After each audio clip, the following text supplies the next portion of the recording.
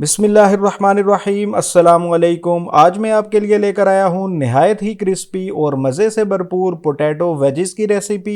तो चलिए स्टार्ट करते हैं आज की रेसिपी। बिस्मिल्लाहिर्रहमानिर्रहीम। 4 मीडियम टू लार्ज साइज़ आलू लेंगे।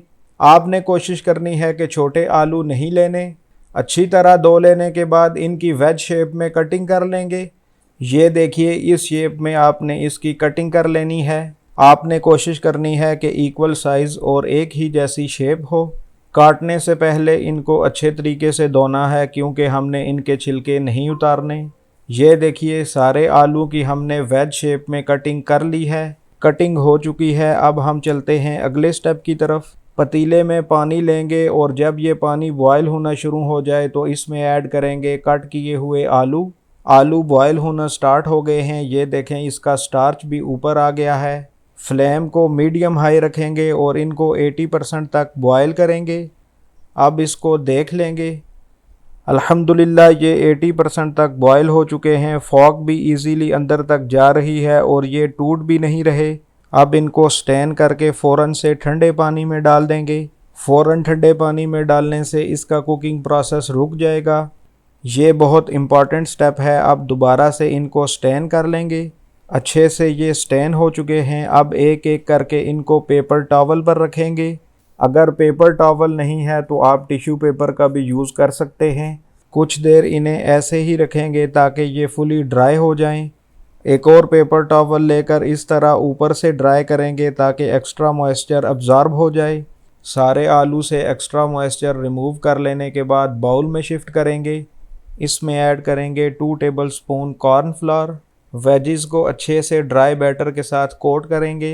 हल्के हाथ का इस्तेमाल करते हुए इनको हिलाना है ताकि ये टूटे नहीं। अल्हम्दुलिल्लाह प्यारे से रफली कोट हो चुके हैं। अब एक सेपरेट बाउल में ऐड करेंगे 3/4 कप मैदा, 3/4 कप कॉर्नफ्लोर, 1.5 टीस्पून नमक, 3/4 tablespoon chicken powder, 1 tablespoon paprika powder, 1 teaspoon garlic powder और 1 टीस्पून ऑरिगेनो। अब अच्छी तरह ड्राई मिक्सिंग करेंगे ताकि सारे लम्स वगैरह ख़त्म हो जाएं। ड्राई मिक्सिंग करने के बाद 1 कप ठंडा यख पानी लेंगे। ये फुली ठंडा पानी है जिसे चिल्ड वाटर कहते हैं। अब थोड़ा थोड़ा यही पानी डालकर विस्क की मदद से हिलाते रहेंगे। आपने यख ठंडा पानी ही यूज़ करना है और थोड़ा थोड़ा पानी डालकर इसे हिलाना है। और दूसरा, बैटर कंसिस्टेंसी के लिए पानी की मिकदार को एडजस्ट करना बहुत ज़रूरी है। इस पॉइंट पर शामिल करेंगे 1 टेबलस्पून चिली सॉस। आप 1 टेबलस्पून हॉट सॉस भी डाल सकते हैं।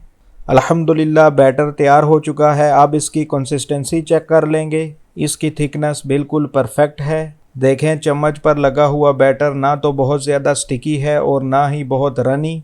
अब एक पोटैटो वेज को इसमें डिप करेंगे।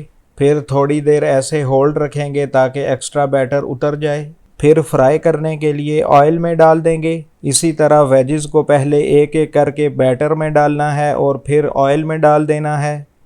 ऑयल को पहले दरमियाना सा गर्म करना है, फुली गर्म ऑयल में नहीं डालने। अब मीडियम फ्लेम पर इनको गोल्डन ब्राउन कर लेंगे। एक बात आपने याद रखनी है कि डालते साथ ही इन्हें हिलाना नहीं है, पहले सेट होने देना है, नहीं तो ये टूट जाएंगे। माशाअल्लाह प्यारा सा गोल्डन ब्राउन कलर आ चुका है। अब हम इन्हें निकाल लेंगे। इससे ज़्यादा आपने इनको डार्क नहीं करना वरना सारी कोटिंग जल जाएगी। बिल्कुल इसी तरीके से बाकी वेजिस को भी हमने फ्राई कर लेना है। बस एक बात का आपने ज़रूरी ख्याल रखना है कि फ्राई करने से पहले ऑयल दरमियाना सा गर्म हो।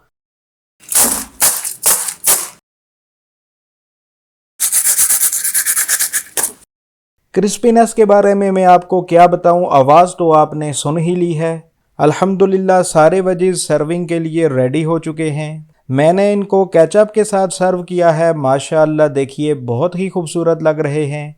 अगर वीडियो पसंद आई है तो वीडियो को लाइक और चैनल को सब्सक्राइब करना हरगिज़ ना भूलिएगा। सब्सक्राइब और लाइक के साथ साथ आपने वीडियो को ज़्यादा से ज़्यादा शेयर भी करना है। तो फटाफट से कर लेते हैं हम इन्हें टेस्ट। बिस्मिल्लाहिर्रहमानिर्रहीम। कलर और शेप माशाअल्लाह देखें कितनी परफेक्ट है।